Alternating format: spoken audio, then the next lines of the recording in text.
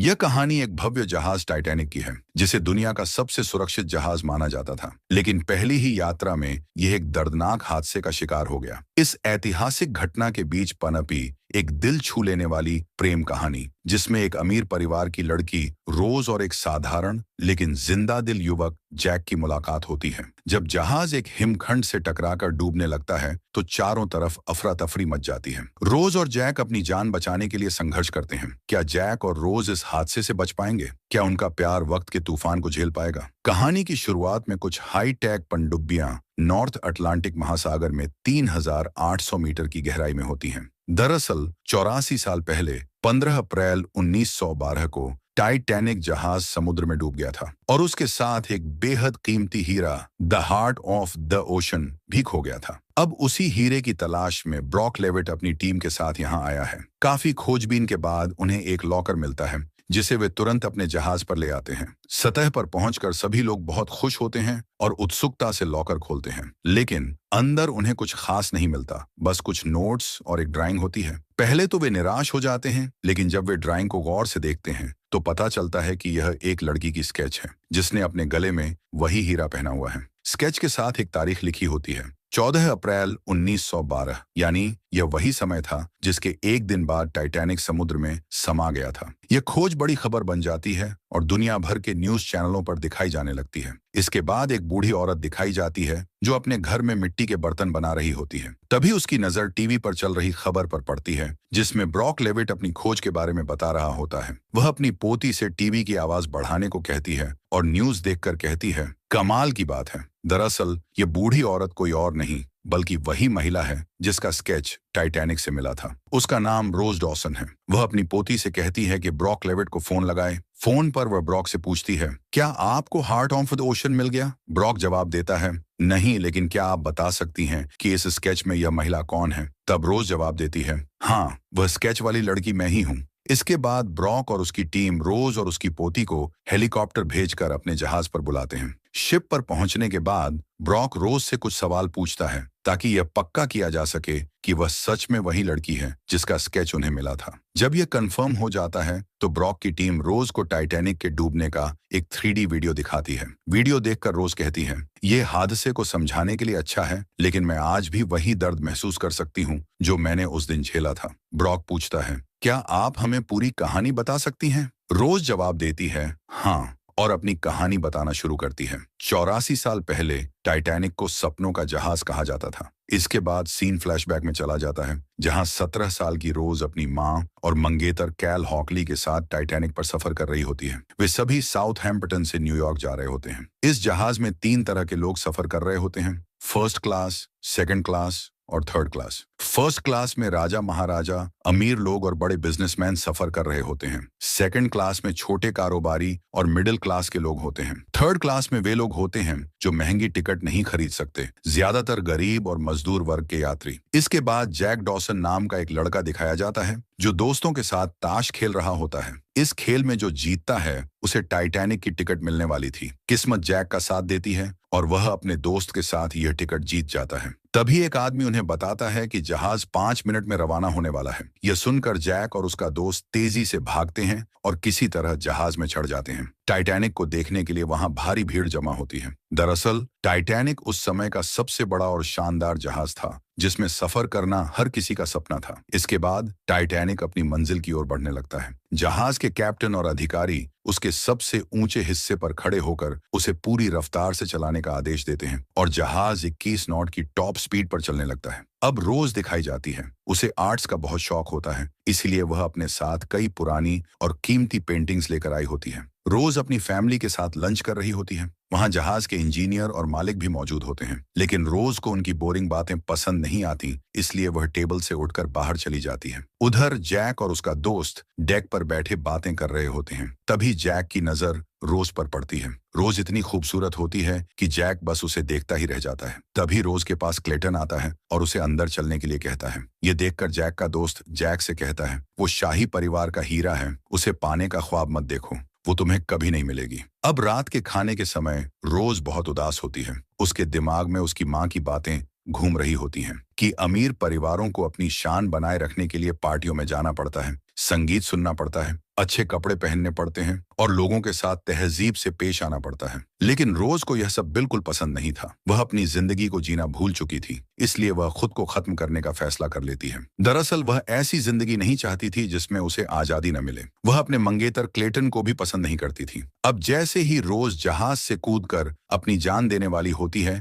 तभी पीछे से जैक आता है और उसे रोकता है। रोज कहती है, मेरे पास मत आओ वरना मैं कूद जाऊंगी। जैक जवाब देता है, अगर तुम कूदी तो मुझे भी कूदना पड़ेगा तुम्हें बचाने के लिए। रोज कहती है, इतनी ऊंचाई से कूदोगे तो मर जाओगे। जैक मुस्कुराकर कहता है, मुझे तैरना आता है लेकिन मुझे ठंडे पानी से डर लगता है। ये सुनकर रोज भी डर जाती है। वह पूछती है, पानी कितना ठंडा होगा? जैक जवाब देता है, बर्फ से भी ठंडा। इसमें कूदने वाले की जान चली जाएगी और तुम मेरी जान लेना तो नहीं चाहोगी, है ना? रोज जैक की बातें सुनकर सोच में पड़ जाती है। फिर जैक अपना हाथ उसकी तरफ बढ़ाता है। रोज उसका हाथ पकड़ लेती है, लेकिन तभी उसका पैर फिसल जाता है और वह नीचे गिरने लगती है। जैक जल्दी से उसे पकड़ लेता है और मुश्किल से ऊपर खींच लाता है। रोज के चिल्लाने की आवाज सुनकर वहां खड़े सिक्योरिटी गार्ड्स आ जाते हैं। वे जैक को देखकर सोचते हैं कि वह रोज का गलत फायदा उठाने की कोशिश कर रहा था, इसलिए वे जैक को पकड़ लेते हैं और क्लेटन को बुलाते हैं। लेकिन रोज जल्दी से कहती है, इसने कुछ गलत नहीं किया बल्कि इसने मेरी जान बचाई है।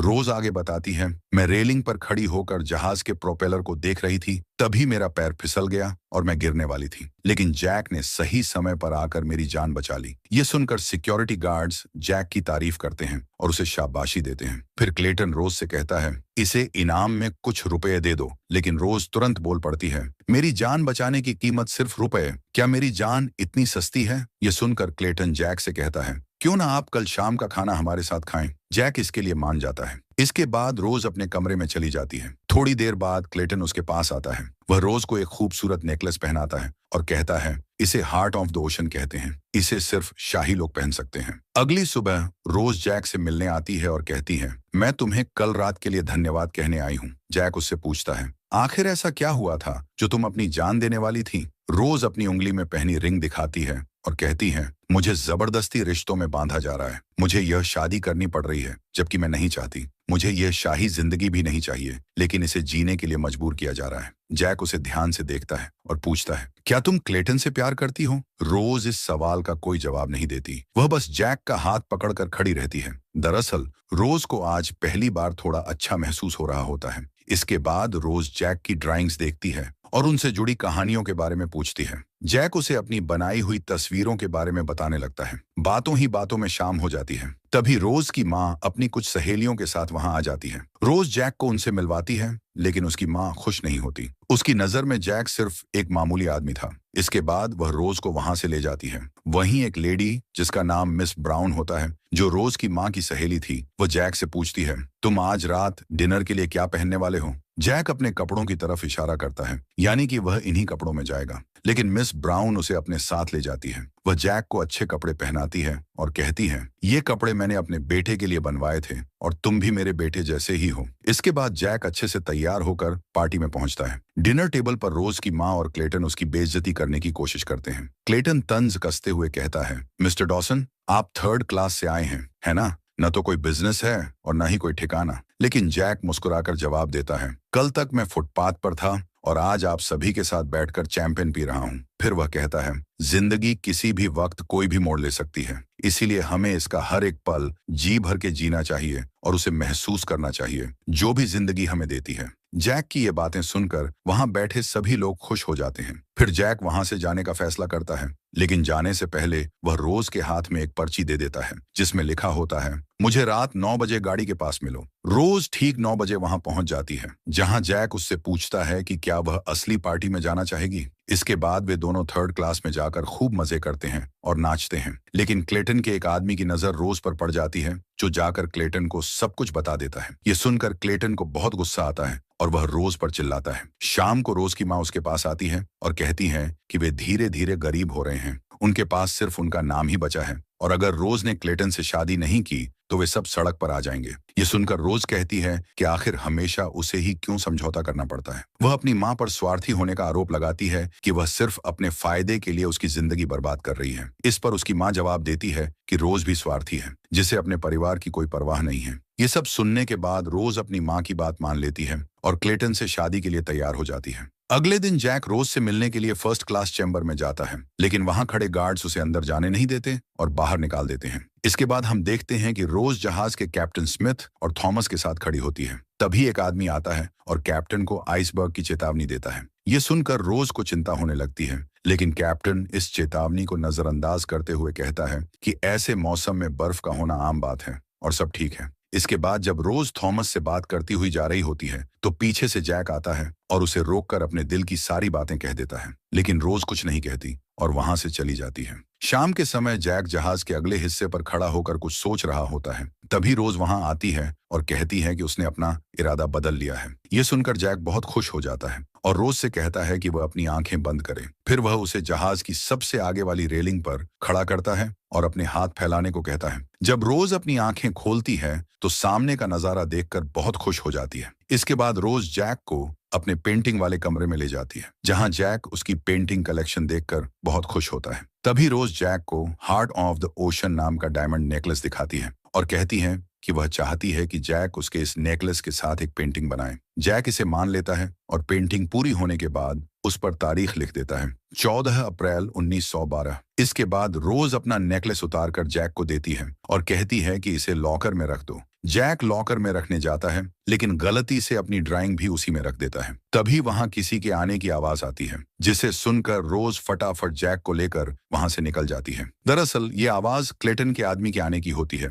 जो रोज और जैक का पीछा करने लगता है। दोनों वहां से बचकर भागने लगते हैं। उधर जहाज के कैप्टन स्मिथ के पास उसका एक क्रू मेंबर आता है और कहता है कि जहाज की रफ्तार कम कर दी जाए, क्योंकि जब समंदर की लहरें शांत होती हैं तो बर्फीली चट्टानों से टकराकर वापस नहीं आती, जिससे उनकी दूरी का अंदाजा लगाना मुश्किल हो जाता है। लेकिन कैप्टन स्मिथ उसकी बात को नजरअंदाज कर देता है और जहाज की स्पीड को बरकरार रखने का आदेश देता है। तभी जहाज के सबसे ऊपरी हिस्से में खड़े एक कर्मचारी को सामने एक बहुत बड़ी बर्फ की चट्टान दिखाई देती है, जिसे देखकर वह घबरा जाता है और जल्दी से खतरे की घंटी बजाकर सीनियर ऑफिसर्स को खबर देता है। यह खबर मिलते ही सभी ऑफिसर्स जहाज को दूसरी तरफ मोड़ने की कोशिश करते हैं और उसकी स्पीड कम करने लगते हैं, लेकिन जहाज बहुत तेज होने की वजह से पूरी तरह से मुड़ नहीं पाता और उसका एक हिस्सा बर्फीली चट्टान से टकरा जाता है। यह सब जैक और रोज भी वहीं खड़े होकर देख रहे होते हैं। टक्कर के कारण जहाज के नीचे वाले हिस्से में तेजी से पानी भरने लगता है, जिससे वहां काम कर रहे लोग डरकर वहां से भागने लगते हैं। जहाज का कैप्टन उस हिस्से को बंद करने का आदेश देता है,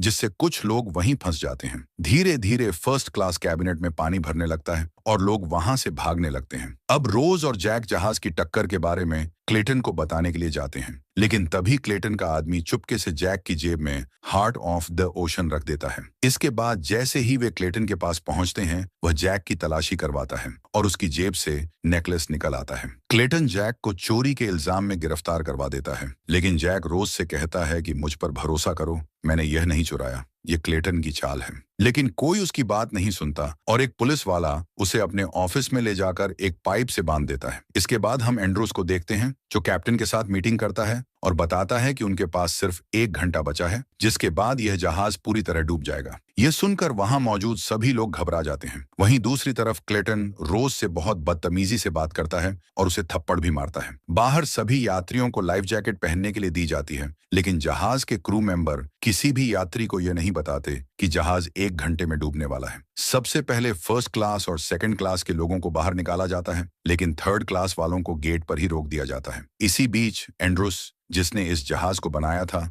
चेहरे पर उदासी लिए खड़ा होता है। रोज उसे देखकर पूछती है कि मैंने जहाज को चट्टान से टकराते देखा है और अब आपके चेहरे पर डर देख रही हूँ, आखिर सच क्या है? तब एंड्रूस कहता है कि 1 घंटे में जहाज पूरी तरह से डूब जाएगा। ये खबर सुनते ही रोज और क्लेटन हैरान हो जाते हैं, क्योंकि उन्हें लगता था कि यह जहाज कभी डूब नहीं सकता। एंड्रूस उन्हें जल्द से जल्द लाइफ बोट पर पहुंचने के लिए कहता है। दूसरी तरफ जहाज में थर्ड क्लास यात्रियों को ऊपर आने से रोक दिया गया होता है। वहीं फर्स्ट क्लास वाले यात्रियों को लाइफ बोट में बिठाकर नीचे भेजा जा रहा होता है। यहाँ पर क्लेटन रोज से जैक के बारे में बुरा भला कहता है और रोज को भी गलत बातें बोलता है, जिससे रोज समझ जाती है कि जैक ने चोरी नहीं की। इसलिए वो जल्दी से भागकर जैक को बचाने जाती है। रोज बड़ी मुश्किल से जैक को ढूंढती है, लेकिन तब तक वहां पर भी पानी भरना शुरू हो जाता है। जैक रोज को देखकर बहुत खुश होता है, लेकिन उसके हाथ हथकड़ी से बंधे होते हैं। इसलिए जैक रोज को चाबी ढूंढने के लिए कहता है, लेकिन रोज को चाबी नहीं मिलती और उसे समझ नहीं आता कि अब क्या करें। फिर वह बाहर जाकर कुल्हाड़ी देखती है और उसे लेकर वापस आती है। रोज कुल्हाड़ी की मदद से जैक की हथकड़ी तोड़ देती है, लेकिन तब तक वहां बहुत ज्यादा पानी भर जाता है। फिर किसी तरह से वे दोनों वहां से निकलकर थर्ड क्लास कैबिनेट में पहुंचते हैं, जहां गार्ड्स ने लोगों को रोका होता है। लेकिन जैक और उसके कुछ दोस्त मिलकर उस गेट को तोड़ देते हैं और वहां से भागते हुए जहाज के ऊपरी हिस्से में पहुंचते हैं। ऊपर आकर वे देखते हैं कि सभी लोग अपनी जान बचाने के लिए इधर उधर भाग रहे होते हैं। साथ ही लाइफ बोट्स भी खत्म होने वाली होती हैं। इसीलिए लोग जबरदस्ती लाइफ बोट्स पर चढ़ने की कोशिश कर रहे होते हैं। जैक और रोज भी भागकर एक लाइफ बोट के पास पहुंचते हैं, लेकिन वहां सिर्फ औरतों और बच्चों को ही ले जाया जा रहा होता है। वहीं हम क्लेटन को देखते हैं, जो अपने लॉकर से सारे पैसे और वह नेकलेस निकालकर अपनी जैकेट में रख लेता है। उधर जैक रोज से कहता है कि वह बोट में चली जाए, लेकिन रोज अकेले जाने से मना कर देती है। तभी क्लेटन रोज को अपनी जैकेट पहना देता है और कहता है, तुम फिक्र मत करो, आराम से बोट पर जाओ, मैंने अपने और जैक के लिए दूसरी तरफ इंतजाम कर लिया है। इसके बाद क्लेटन जैक से कहता है, देखा, मैं बच जाऊंगा लेकिन तुम यहीं मरोगे, मैंने तुम्हारे लिए कोई इंतजाम नहीं किया है। तभी रोज लाइफ बोट से कूदकर वापस जहाज पर आ जाती है। जैक भागते हुए रोज के पास पहुंचता है और रोज उसे गले से लगा लेती है। यह देखकर क्लेटन गुस्से में आ जाता है और उन दोनों पर गोली चलाने लगता है। जैक और रोज क्लेटन से बचते हुए नीचे की ओर भागते हैं और क्लेटन भी उनके पीछे जाता है, लेकिन नीचे पानी भर चुका होता है, इसलिए वह आगे नहीं जा पाता और वहीं खड़ा होकर हंसने लगता है। यह देखकर क्लेटन का आदमी पूछता है, तुम हंस क्यों रहे हो? क्लेटन कहता है, मैंने वह नेकलेस जैकेट में रखा था और वही जैकेट मैंने रोज को पहना दी। इसके बाद हम जैक और रोज को देखते हैं, जो नीचे छुपे हुए होते हैं, लेकिन वहां भी पानी भरने लगता है। वे दोनों जल्दी से ऊपर की ओर भागते हैं और एक गेट के पास पहुंचते हैं, जो बाहर से बंद होता है। अब वे वापस भी नहीं जा सकते क्योंकि वहां पूरा पानी भर चुका होता है। तभी उन्हें एक ऑफिसर दिखता है और रोज उससे मदद मांगती है। वह गेट खोलने की कोशिश करता है, लेकिन घबराहट में उसके हाथ से चाबी गिर जाती है और वह वहां से भाग जाता है। जैक पानी में जाकर किसी तरह से चाबी उठाता है और बड़ी मुश्किल से गेट खोल देता है। इसके बाद वे दोनों जल्दी से ऊपर की ओर भागते हैं। वहीं हम क्लेटन को देखते हैं, जो अपनी जान बचाने के लिए एक बच्चे को उठा लेता है। वह ऑफिसर से झूठ बोलता है, मेरे सिवाय इस बच्चे का और कोई नहीं है, इसलिए ऑफिसर उसे लाइफ बोट पर जाने देता है। यहाँ हर कोई अपनी जान बचाने के लिए इधर उधर भाग रहा होता है। हम कुछ म्यूजिशियंस को भी देखते हैं, जिन्हें पता चल चुका होता है कि यह उनका आखिरी वक्त है, इसीलिए वे अपनी जान बचाने के बजाय अपनी जिंदगी की आखिरी परफॉर्मेंस देने लगते हैं। वे पूरी शिद्दत से म्यूजिक बजाते हैं। अब आधा जहाज पानी में डूब चुका होता है। सभी लोग जहाज के दूसरी तरफ भागते हैं। जैक और रोज भी उन्हीं लोगों के साथ दौड़ते हुए जहाज के टॉप पॉइंट पर पहुंच जाते हैं। तभी जहाज 2 टुकड़ों में टूट जाता है। जैक और रोज रेलिंग को पकड़कर किसी तरह अपनी जान बचाने की कोशिश करते हैं। एक वक्त ऐसा आता है जब टाइटैनिक पूरी तरह से समंदर में डूब जाता है। जैक और रोज भी पानी में गिर जाते हैं और डूबने लगते हैं, लेकिन वे किसी तरह तैरते हुए ऊपर आ जाते हैं। रोज ऊपर आकर जैक को ढूंढने लगती है, लेकिन तभी एक आदमी रोज का सहारा लेने लगता है, जिससे वह पानी में डूबने लगती है। जैक वहां आता है और उस आदमी से रोज को बचाकर उसे थोड़ी दूर ले जाता है। जैक रोज को एक लकड़ी के दरवाजे पर चढ़ा देता है, जो वहीं पानी में तैर रहा होता है। खुद जैक रोज का हाथ पकड़कर पानी में तैरने लगता है। वहां बहुत सारे लोग पानी में तैर रहे होते हैं, लेकिन पानी बहुत ज्यादा ठंडा होता है, जिसकी वजह से लोग मरने लगते हैं। रोज को भी बहुत ठंड लग रही होती है और वह डरते हुए जैक से कहती है, सब शांत हो रहा है। जैक कहता है, तुम डरो मत, थोड़ी देर में रेस्क्यू बोट्स आ जाएंगी और हम बच जाएंगे, बस हिम्मत मत हारना, अभी मुझे अलविदा मत कहना। रोज बहुत ज्यादा कांप रही होती है और हिम्मत हारने लगती है, लेकिन जैक उससे बातें करता है, उसे हौसला देता है। जैक कहता है, टाइटैनिक की टिकट मिलना मेरी किस्मत थी, जिससे मैं तुमसे मिला। मुझसे वादा करो कि चाहे कुछ भी हो जाए, कितनी भी मायूसी आए, तुम हार नहीं मानोगी, तुम अपनी जान बचाओगी। कुछ देर बाद ऑफिसर्स बोट लेकर वहां पहुंचते हैं और देखते हैं कि बहुत सारे लोग मर चुके होते हैं। यह देखकर एक ऑफिसर कहता है, हमें आने में बहुत देर हो गई। ऑफिसर की आवाज सुनकर रोज की आंखें खुलती हैं। वह जैक को उठाने की कोशिश करती है और कहती है, जैक उठो, देखो हमें बचाने के लिए बोट आ गई है, तुम सही थे, अब हमारी जान बच जाएगी। लेकिन जैक कोई जवाब नहीं देता। रोज जब जैक को ध्यान से देखती है तो उसे पता चलता है कि वह मर चुका है। यह लम्हा रोज के लिए बहुत दर्दनाक होता है, क्योंकि वह जैक से बहुत प्यार करती है। उसकी आंखों में आंसू आ जाते हैं और वह फिर से सोने लगती है, लेकिन तभी उसे जैक से किया हुआ अपना वादा याद आता है। वह हिम्मत जुटाती है और जैक से अलविदा कहती है। इसके बाद वह ऑफिसर को बुलाने की कोशिश करती है, लेकिन ठंड की वजह से उसकी आवाज नहीं निकलती। तब वह हिम्मत करती है और एक मरे हुए ऑफिसर की सीटी लेकर जोर से बजाने लगती है। सीटी की आवाज सुनकर बोट वापस आती है और रोज को बचा लिया जाता है। अगले दिन बचे हुए लोगों को आगे ले जाने के लिए एक और जहाज आता है। क्लेटन थर्ड क्लास में आकर रोज को ढूंढने की कोशिश करता है, लेकिन रोज उसे देखकर अपना चेहरा छुपा लेती है। इसके बाद जब वह अमेरिका पहुंचती है तो एक ऑफिसर आकर उसका पूरा नाम पूछता है। तब रोज जवाब देती है रोज डॉसन, क्योंकि जैक का पूरा नाम जैक डॉसन था। यहाँ से कहानी फिर से वर्तमान में आ जाती है। रोज अपनी कहानी खत्म करके बाहर जाती है। अपने पुराने पलों को याद करते हुए वह हार्ट ऑफ डेड ओशन नाम का नेकलेस उसी जगह समंदर में फेंक देती है जहां टाइटैनिक जहाज का मलबा पड़ा है। रोज उस नेकलेस को समंदर में डालकर अपनी यादों से आजाद हो जाती है। रोज को जैक से मिलने के बाद अपनी जिंदगी की अहमियत समझ में आई, इसलिए उसने जैक की यादों के साथ पूरी दुनिया का सफर किया। उसने अपनी जिंदगी का हर एक पल खुशी से जिया। अब यह उसकी जिंदगी का आखिरी समय था। रोज इस दुनिया को छोड़कर दूसरी दुनिया में चली जाती है। वह एक ऐसी दुनिया में पहुंचती है जहां टाइटैनिक आज भी जिंदा है, जहां वे 1500 लोग आज भी मौजूद हैं जो उस हादसे में मारे गए थे। ये रात के 9 बजे होते हैं। जैक वहीं रोज का इंतजार कर रहा होता है और इसी सीन के साथ इस फिल्म का अंत हो जाता है।